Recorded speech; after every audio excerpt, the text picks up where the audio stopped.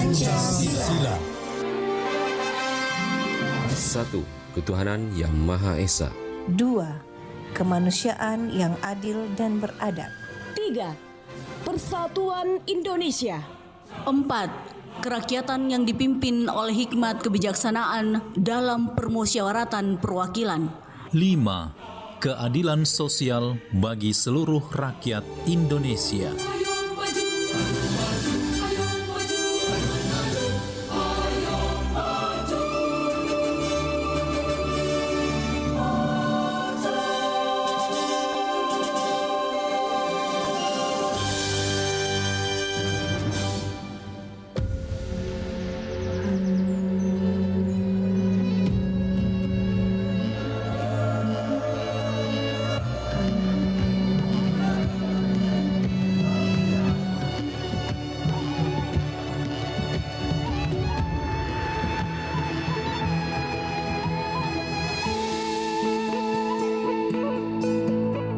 Suara indah, drama penuh cinta,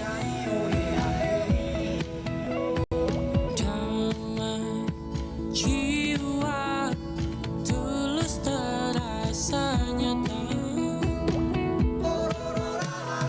Kita kabarkan berita, membuka cakrawala. Semua bertaut udara di gelombang semesta. Kita Indonesia, sesungguhnya langit aspirasi bangsa. Kita Indonesia, sesungguhnya kita hadir bagi dunia. Kita Indonesia.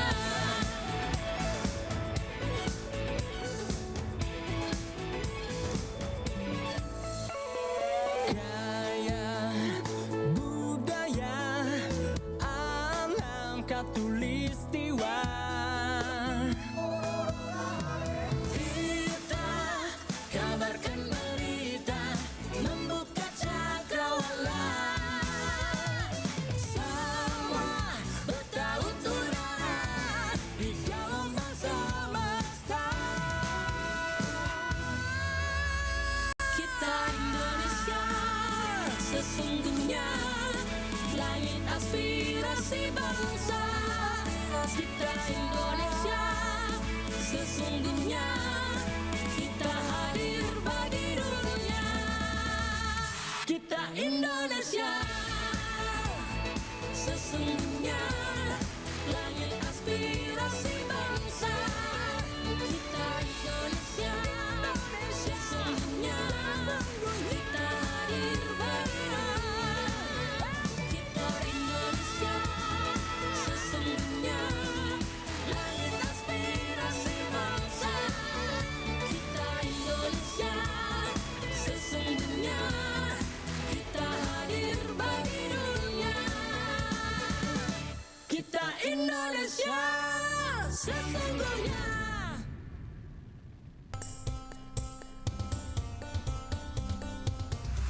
Pro 4 FM, Suara Budaya. Sulawesi Selatan.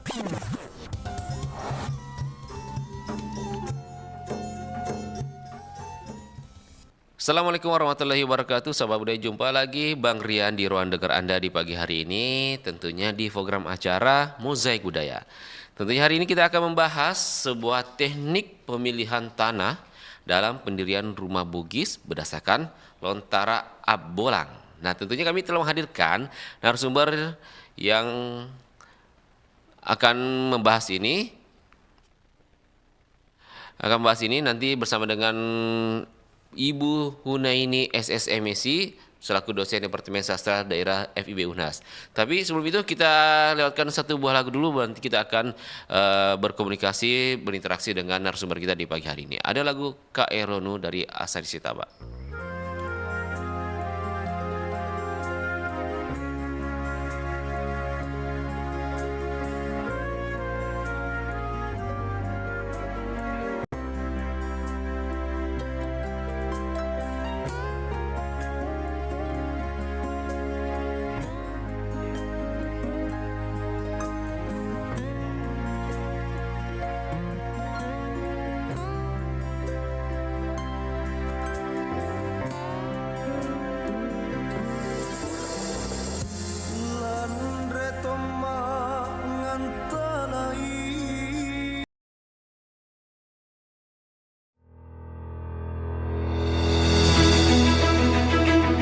Petaka judi online.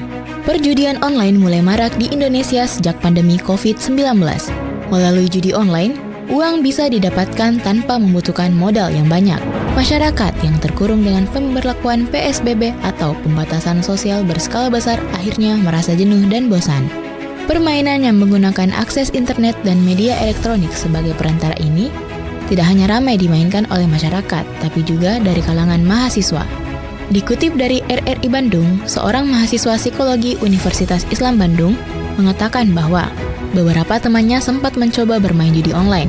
Bahkan salah satunya kecanduan hingga menggadaikan laptopnya untuk membayar depo. Judi online yang sangat merugikan ini perlu menjadi perhatian pemerintah agar segera dibasmi. Kompas.com baru-baru ini mengabarkan bahwa seorang pria yang berprofesi sebagai ojek online di Semarang ditemukan gantung diri di rumahnya akibat judi online. Menurut keterangan sang istri, sebelumnya suaminya sudah 3 kali melakukan percobaan bunuh diri yang berhasil digagalkan. Sebelum berhasil bunuh diri, korban juga bahkan menggadaikan sertifikat rumah untuk judi online. Pemerintah harus memberikan edukasi mengenai bahaya judi online. Terdapat pula kerugian lain bermain judi online yang itu meningkatnya kriminalitas yang membahayakan orang lain untuk memenuhi kebutuhan perjudian, gangguan terhadap hubungan sosial dengan keluarga dan teman karena terlalu fokus dalam perjudian, mengganggu fokus terhadap kinerja dan pelajaran yang akan berdampak bagi masa depan dan pendidikan serta karir. Terakhir, permainan judi mendorong seseorang untuk melakukan hal-hal ilegal untuk mendapatkan uang. Judi online menghancurkan masa depan seseorang yang masih panjang, karena harus berakhir akibat utang yang menumpuk dan tekanan yang tak henti. Selamatkan masa depan, jauhi judi online yang membawa kegelapan.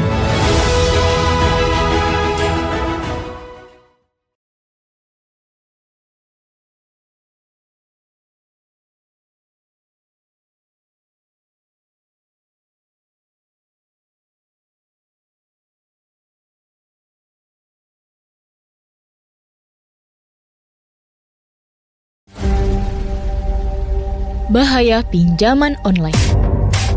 Pinjaman online atau yang sering kita sebut dengan pinjol merupakan sebuah fasilitas peminjaman uang yang dikeluarkan oleh lembaga keuangan tertentu secara online. Mulai dari tahap pengajuan, persetujuan hingga pencairan dana dilakukan secara online atau dikonfirmasi melalui telepon maupun SMS. Sistem pinjol ini tidak menggunakan jaminan yang sulit. Untuk melakukan pinjaman, pemohon terlebih dahulu mengajukan pinjaman pada aplikasi dengan mengisi data diri, nomor telepon, jumlah pinjaman, dan nomor rekening bank pribadi. Pinjol mulai marak di Indonesia pada tahun 2016. Faktor-faktor yang mendorong munculnya pinjol adalah rendahnya penetrasi kartu kredit di Indonesia. Kemudian munculnya peraturan OJK nomor 77-POJK.01-2016 tentang layanan pinjam-meminjam uang berbasis teknologi informasi. Awalnya, pinjol lebih banyak digunakan untuk membantu usaha mikro kecil dan menengah atau UMKM lokal. Namun, seiring dengan perkembangannya, pinjol juga mulai digunakan oleh masyarakat umum untuk berbagai keperluan seperti konsumsi, pendidikan, dan kesehatan. Perkembangan pinjol di Indonesia cukup pesat. Hal ini dibuktikan dengan munculnya berbagai perusahaan peminjaman online dan banyaknya masyarakat yang menggunakan jasa pinjaman online. Perkembangan pinjaman online ini juga ditandai dengan munculnya perusahaan pinjaman online yang ilegal. Terdapat beberapa kerugian pinjaman online di perusahaan ilegal. Pertama, perusahaan tersebut tidak memiliki lisensi, biasanya menawarkan pinjaman dengan syarat dan bunga yang tidak sesuai dengan aturan. Kedua,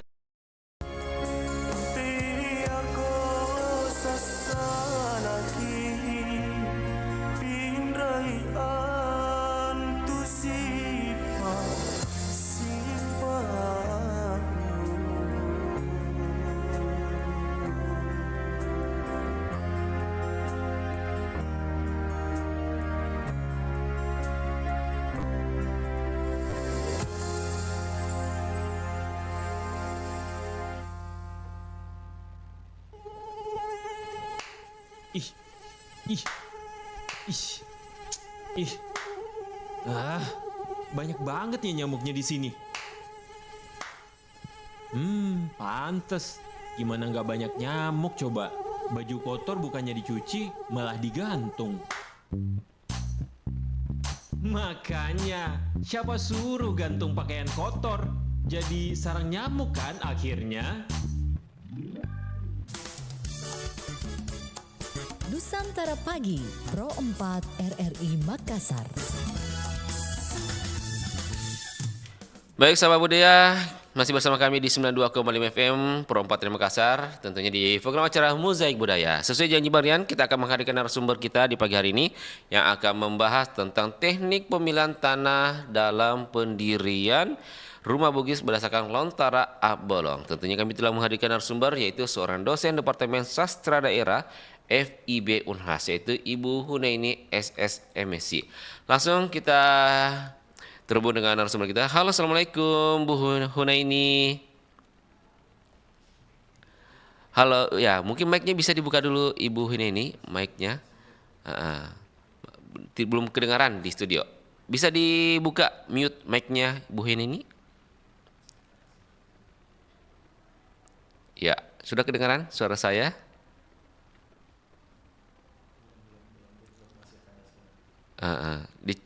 Masih mungkin dicoba Bu, kita buka mute mic-nya di laptopnya Bu, karena di sini belum ada kedengaran suaranya Ibu.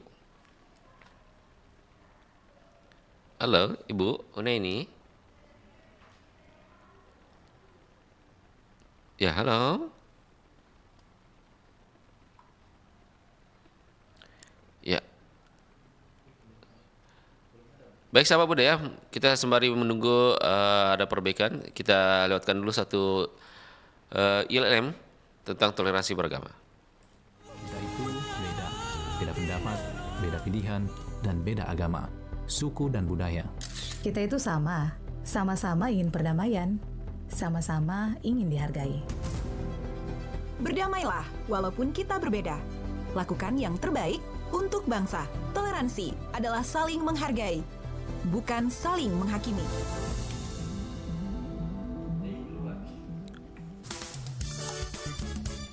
Nusantara Pagi, Pro 4 RRI Makassar.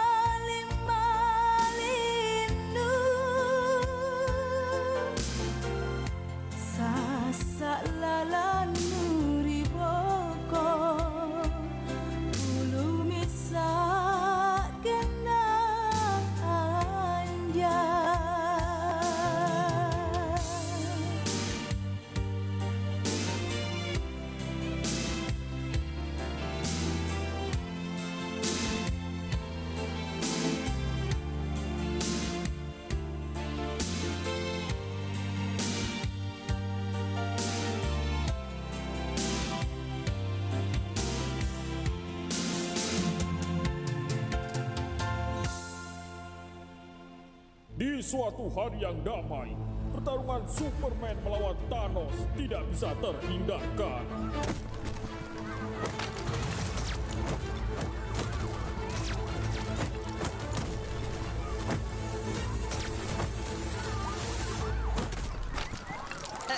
Ampun, Superman. Aku menyerah. Hah? Kau menyerah begitu saja? Iya, ampun. Ajari aku menjadi pahlawan sepertimu, Superman. Caranya mudah sekali. Mudah? Emang gimana, Superman? Nggak perlu punya kekuatan super, nggak perlu bisa terbang, nggak perlu peralatan canggih. Kamu juga tidak perlu punya kekuatan ajaib. Kalau kamu sudah berusia 17 tahun, kamu bisa menolong sesama bagai seorang pahlawan super. Ternyata cukup mudah untuk menjadi pahlawan. Gimana? Mau jadi pahlawan? Iya, Superman. Pinjam HP-mu dong. Dengan menjadi pendonor darah, akan selalu ada orang yang membutuhkan transfusi darah. Sementara ketersediaan darah tidak selalu tercukupi. Selain bermanfaat bagi sesama, menjadi pendonor darah juga meningkatkan kesehatan dan kebugaran tubuh kita sendiri. Sejak saat itu, Thanos berhenti mencuri batu karena sudah menjadi pahlawan untuk negara.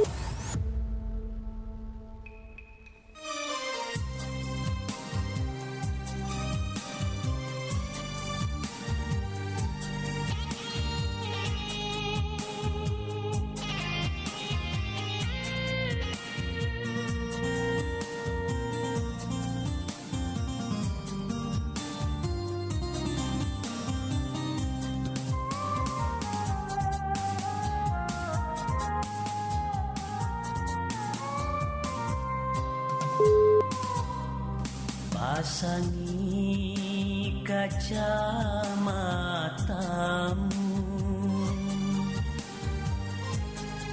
kacamata losamu,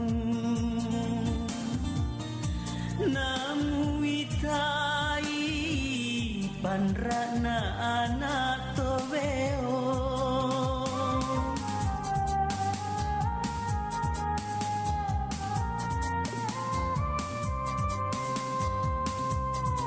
Andia milao muita tamuiran itu mi anak tobeo mirau rio loboyang.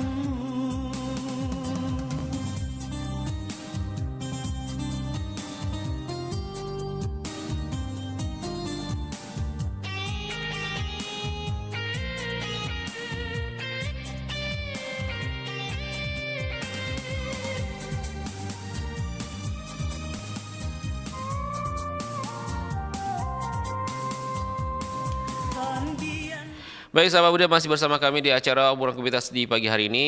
Kita coba lagi terhubung dengan narasumber kita di pagi hari ini dengan Ibu Hunaini.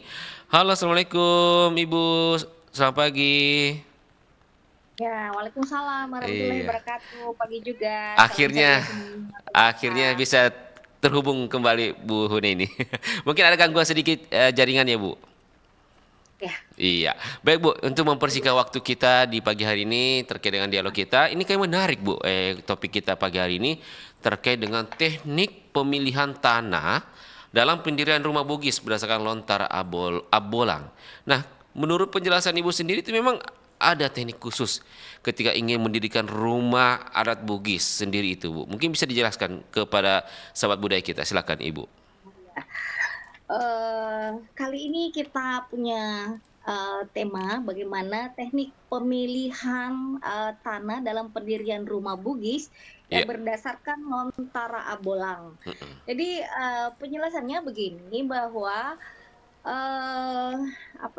teknik itu dalam pemilihan tanah kita menggunakan panca indera ya, mulai dari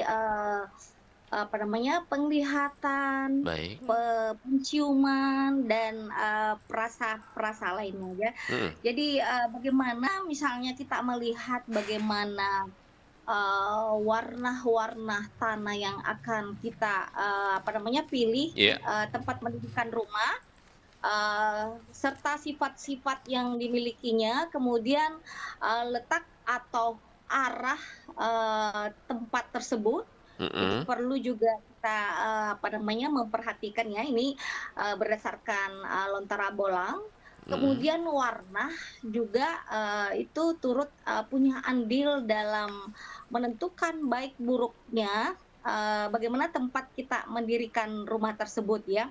Kemudian masalah tanah, ada juga rasa ya. Jadi kita bisa mencium, merasakan. Jadi merasa di sini dengan memakai dengan menjilat ya. Jadi merasakan bagaimana manis, kecut, rasa cuka dan seterusnya ya.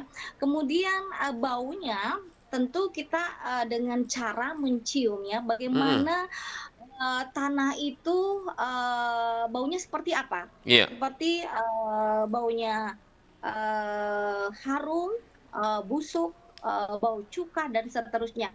Itu kita bisa melihat dan menentukan bagaimana tanah yang baik tempat untuk mendirikan rumah tersebut. Jadi sebelum mendirikan sebuah bangunan, ya memang terlebih dahulu menentukan tempatnya ya. Baik, ya. Jadi kalau orang dulu banyak sebenarnya ritual-ritual di mana tempat-tempat itu dijadikan untuk mendirikan rumah ya. Jadi ada kriteria tersendiri bagaimana tanah itu dapat dikatakan baik untuk berumah dan tidak baik untuk dijadikan tempat berumah. Jadi itu menentukan jangka panjang jangka panjang ketika pemilik rumah tersebut menempatinya ya. Jadi itu menentukan mulai dari rezekinya, kemudian masalah kesehatan dan seterusnya. Jadi mereka berpendapat bahwa pemilihan tempat ya, terutama pemilihan tanah itu turut menentukan bagaimana kehidupan pemilik rumah tersebut untuk jangka waktu yang panjang ya. Seperti itu. Nah, tadi sempat dikatakan bahwa ada warna, ada sifat, bahkan juga arah. Nah, kalau sesuai dengan kriteria yang diharuskan itu warna tanah seperti apa, Ibu Hune ini? Jadi kita mulai dari bagaimana letak dari tanah letak. itu ya. Di dalam Lontara itu ada namanya tanah omporeng eso, artinya tanah terbitnya matahari, dan tanah seperti ini biasanya diperlawankan dengan tanah tabe omporeng eso ya, artinya tanah tempat terbitnya matahari dan tanah menurun tingkat ketinggiannya ke arah matahari itu tidak bagus ya. Artinya kerendahan di tempat di sebelah timur dan di sebelah baratnya tinggi, itu artinya kurang bagus. Jadi memang ada letak itu yang kira-kira berlawanan arah tinggi atau rendahnya. Nah, ketika biasanya di dalam Lontara itu dia katakan bahwa tanah yang tinggi di sebelah timur, rendah di sebelah barat itu bagus untuk untuk tempat berumah. Tetapi ketika rendah di bagian timur dan tinggi di bagian barat itu kurang bagus karena arah timurnya itu kerendahan, maka tempat pembuangannya biasanya dia mengikuti sifat air, di mana sifat air itu selalu mencari tempat yang rendah. Jadi air itu diibaratkan sebagai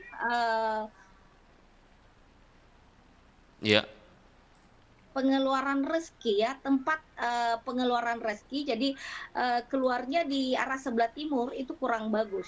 Jadi dianggap bahwa masyarakat Bugis itu kurang bagus. Jadi tanah yang baik itu adalah Karena begini, Ya. ada beberapa macam warna tanah. Jadi ada tanah putih, ada tanah merah, ada tanah Hitam. maridi, Ya. kuning, ya. kemudian hitam, kalotong, kemudian ada secampur. Ya artinya berbagai macam warna, ada putih, hitamnya dan seterusnya. Jadi itu tanah campuran. Baik. Tetapi tanah hitam ini juga dianggap bagus karena dia sebagai tanah tembaga, ya. Jadi tanah tembaga yang memiliki unsur daging, ya. Ya dikatakan itu dagingnya tanah karena dia bersifat hitam. Nah, terlepas dari itu, ada juga bau-bau yang mereka miliki, ya. Seperti kalau misalnya tanah merah atau tanah putih, kemudian manis rasanya, Baik. kemudian baunya harum, itu bagus untuk tempat berumah. Jadi kita harus menggunakan panca indera, jadi mulai dari penciuman, perasa, kemudian penglihatan. Jadi kalau penglihatannya kan ada juga namanya tanah di atas, ya, tanah maboco-boco namanya, artinya tanah yang berbukit-bukit tinggi bagian tengahnya, kemudian di bagian bawahnya itu curang.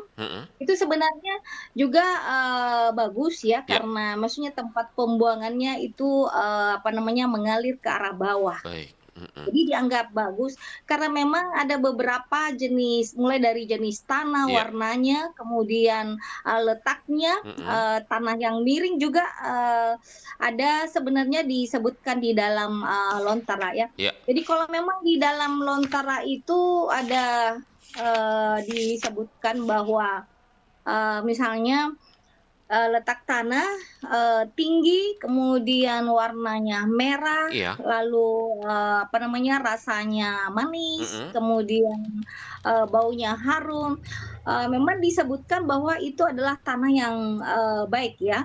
Tentu yang namanya rasa yang harum, ya tentu itulah merupakan sesuatu yang baik. Ya, jadi berlawanan dengan tanah yang anyir atau busuk, itu turut menentukan, ya.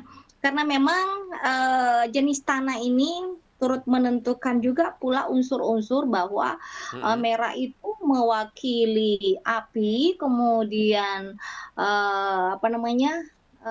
hitam mewakili dari unsur tanah itu sendiri, kemudian air mewakili angin. Jadi ada empat unsurnya itu, unsur-unsur pemilihan itu selalu bersinergi di dalam kehidupan manusia. Untuk selanjutnya,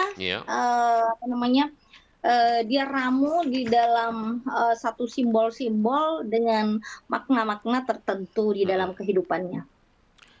Nah, baik. Bu Hene, ini tadi sempat kita menjelaskan bahwa jenis-jenis tanah yang memang menjadi kriteria didirikannya rumah Bugis. Nah, kalau dari hal lainnya seperti mungkin tinggi tanah, mungkin dari zaman-zaman dulu, apakah ada perbedaan letak pendirian rumah bangsawan sama masyarakat biasa? Mungkin ada dijelaskan dalam dari Lontara sendiri. Ya, sebenarnya kalau masalah ini, ya, sebenarnya dalam tempat mendirikan rumah dalam pemilihan tanah sama saja, tetapi biasanya kalau pada golongan bangsawan dia memiliki tanah yang luas. Kalau misalnya rumah biasa, biasanya pada umumnya itu hanya dimiliki untuk rumah-rumah tinggal saja, ya.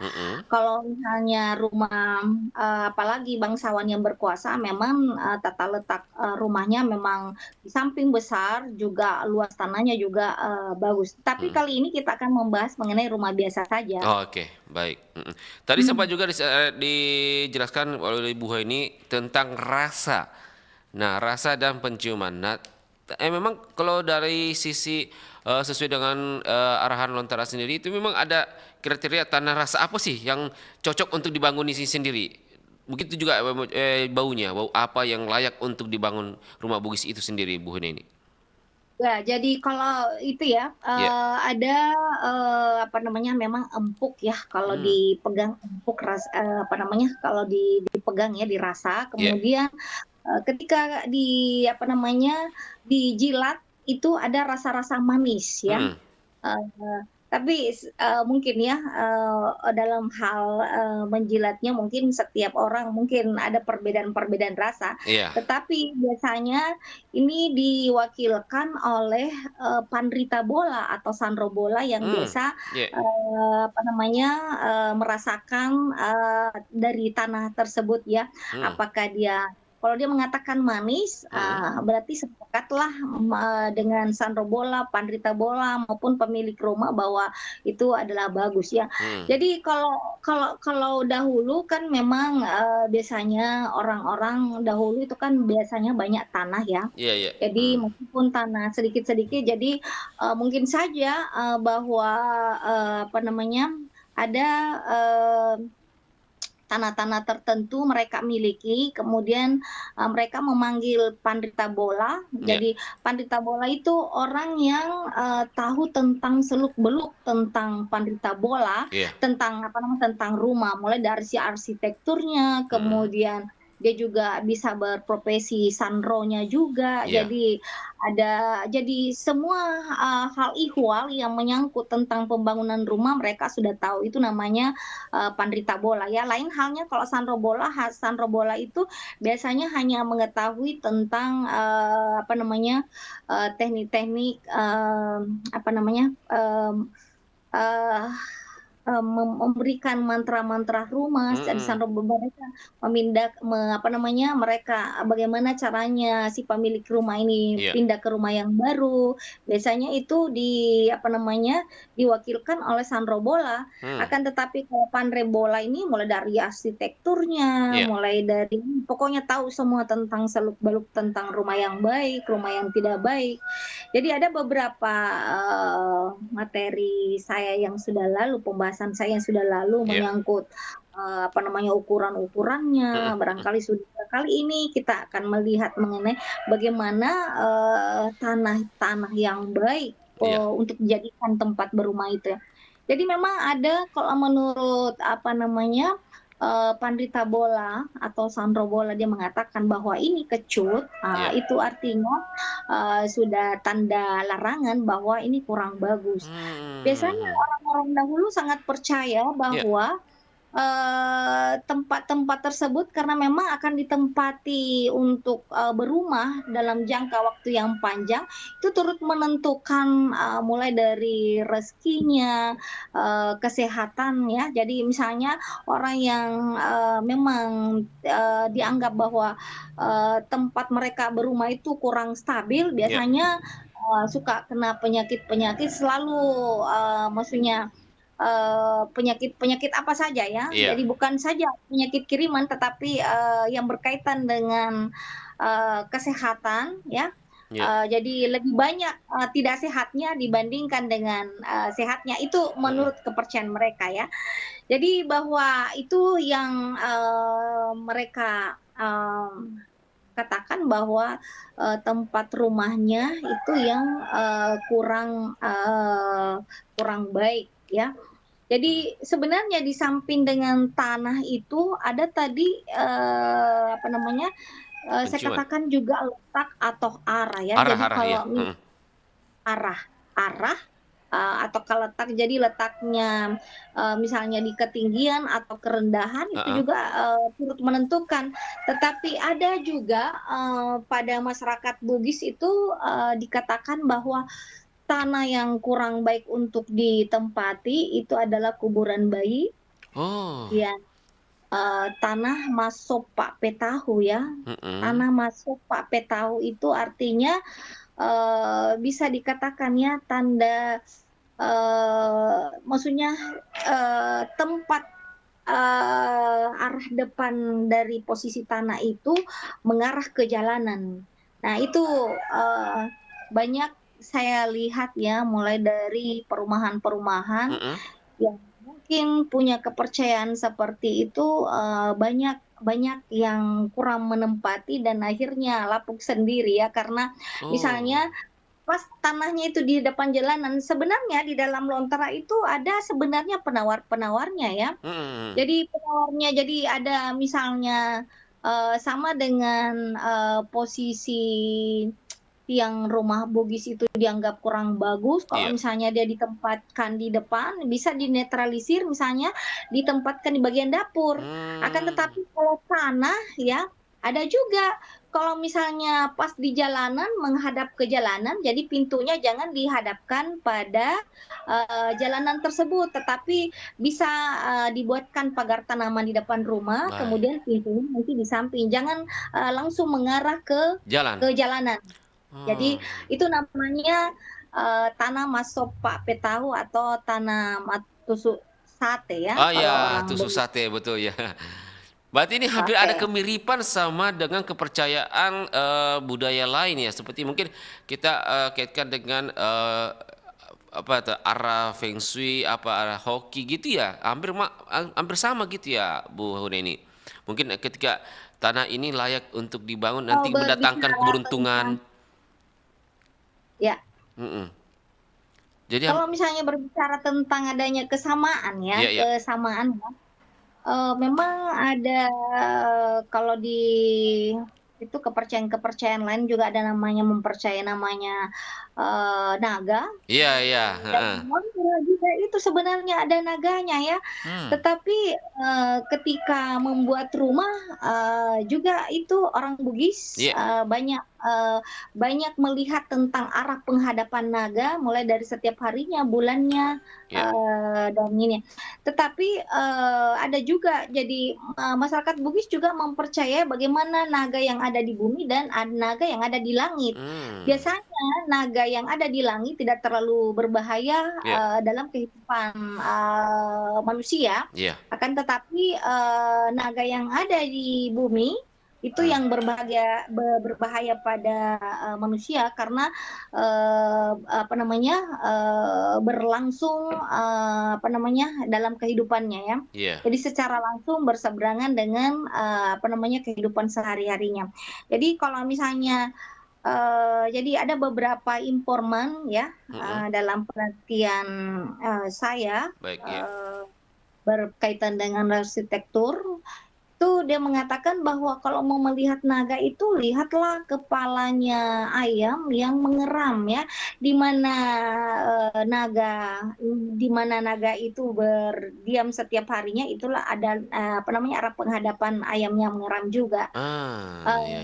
Entah dipercaya atau tidak, tetapi kalau di dalam Lontara memang ada arah penghadapan naga ya, mulai dari setiap bulannya, setiap harinya ada penghadapannya. Nah, ketika hari-hari yang dianggap baik itu, biasanya kan orang pada masyarakat Bugis atau Makassar, biasanya dia akan menggunakan kualitas waktu dalam hal pengerjaan sesuatu, apakah itu pendirian rumah, apakah sesuatu yang ingin dikerjakan dalam jangka waktu yang panjang, mereka melihat kualitas waktu ya.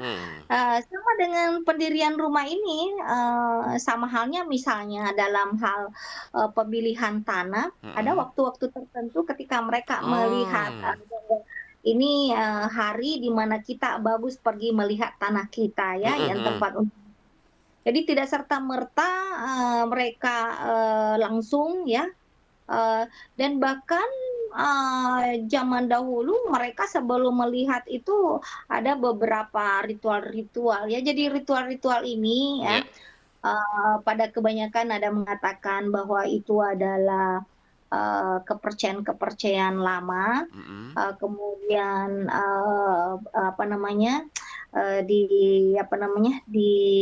dimasukkan ke dalam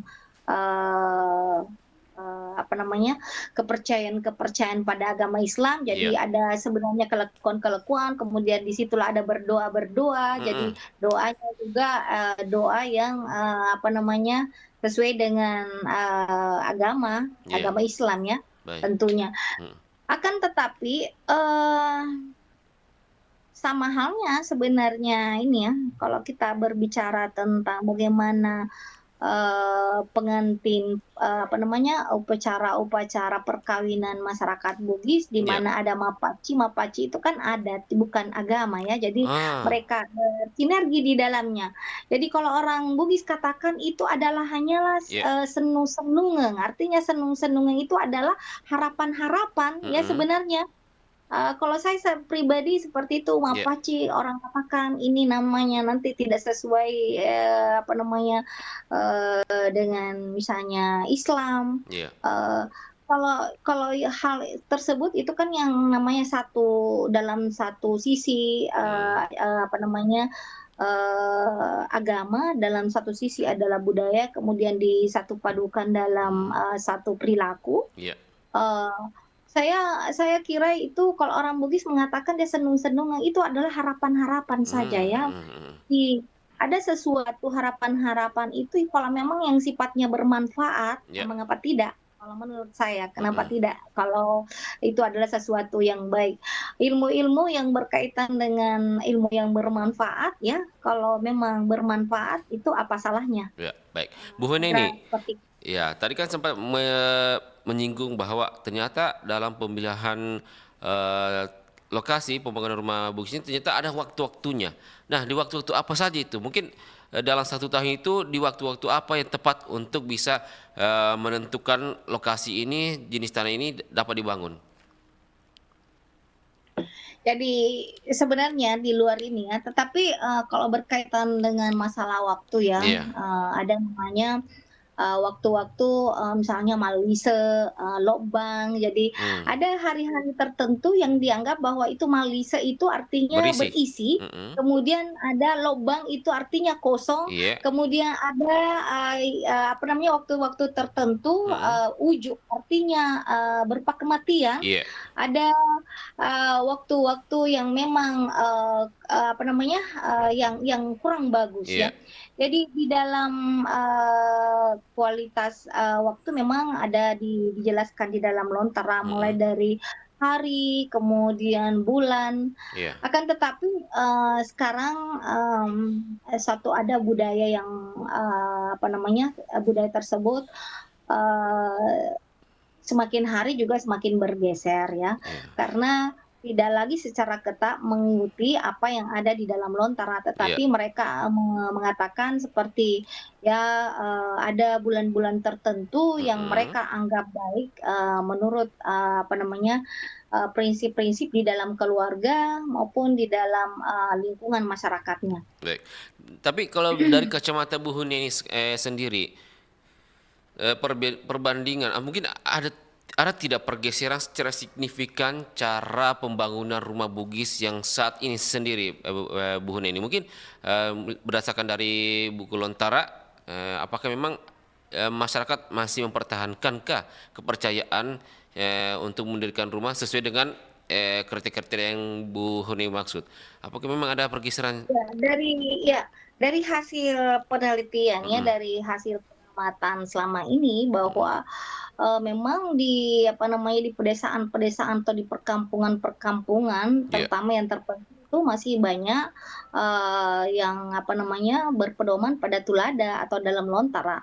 Karena mereka kuat sekali kepercayaan tentang tadi yang saya katakan senung-senung, artinya bagaimana punya harapan-harapannya. Jadi harapan-harapannya itu ketika misalnya berbuat seperti ini, hasilnya seperti ini. Meskipun nantinya tidak seperti itu ya, tetapi bagaimana kuatnya harapan-harapan tersebut. Nah, ketika kita melihat pergeseran perubahan yang ada, misalnya kita bisa melihat antara perkotaan dengan pedesaan memang terjadi sesuatu yang perbedaan yang signifikan ya. Kalau di kota memang ya kita melihat karena sempitnya lahan untuk berumah, ya apa saja yang dibeli ataukah yang diberikan sebagai warisan dan seterusnya itulah yang dijadikan tempat. Jadi mereka saja mengatakan bahwa bergantung dari niat saya saja, apalagi kalau misalnya di tanah perkotaan itu kan cukup mahal. Kalau di di pedesaan di samping mereka memilih tempat yang bagus, mereka juga tentu dengan berbagai macam kepercayaan untuk hidup di masa depan. Nah, bedanya di perkotaan memang kalau kita melihat itu terjadi satu pergeseran karena Iya. lahan yang sempit, kemudian tanah yang mahal ya. Iya. Itu jadi mereka mengatakan bahwa harapannya supaya baik semuanya. Jadi niatnya menjadi niatnya menjadi baik untuk berumah, bagaimana mereka mempertahankan apa yang ada. Oke. Nah, Ibu, kalau saya tanyakan, ini sesuai dengan Lontara sendiri, masih perlukah dipertahankan cara-cara teknik pembangunan rumah Bugis di zaman sekarang itu sendiri? Ya, di dalam Lontara itu tidak semuanya dianggap kuno ya. Kalau menurut saya, meskipun rumah saya ini adalah rumah permanen ya, Iya. tapi saya masih senang melihat misalnya rumah panggung ya, dan ada banyak kelebihan-kelebihan sebenarnya yang dimiliki rumah panggung dengan rumah permanen ya. Mungkin sebelum-sebelumnya saya katakan bahwa rumah panggung itu adalah tahan goyang, jadi dia juga bisa bergoyang dengan gempa-gempa yang selama ini kita alami. Kemudian untuk memindahkannya juga itu kan